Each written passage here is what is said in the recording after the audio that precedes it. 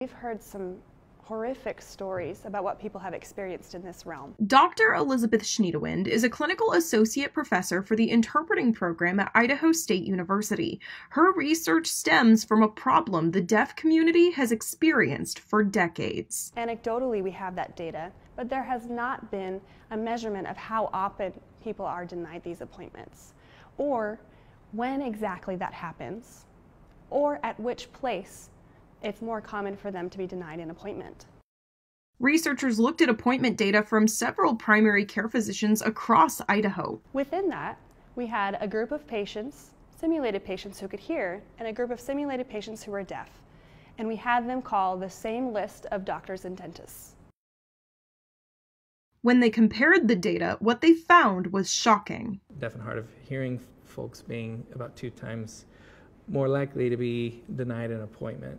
Researchers found much of that denial comes from not having an interpreter available.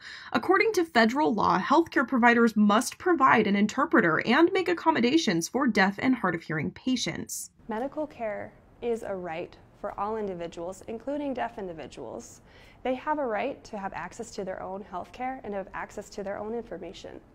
It is their lives. Stephen Snow is the director of the Idaho Council for the Deaf and Hard of Hearing. He believes the issue is also a lack of awareness. It's ignorance. Typically when we encounter this in my work, we'll reach out to the facility and explain that they need to provide an interpreter, and we explain how. And they often respond that they weren't aware that that was how they needed to do that. Even with new research, there's still a lot of work to do. There is so much more under the surface, and there are many layers to this issue.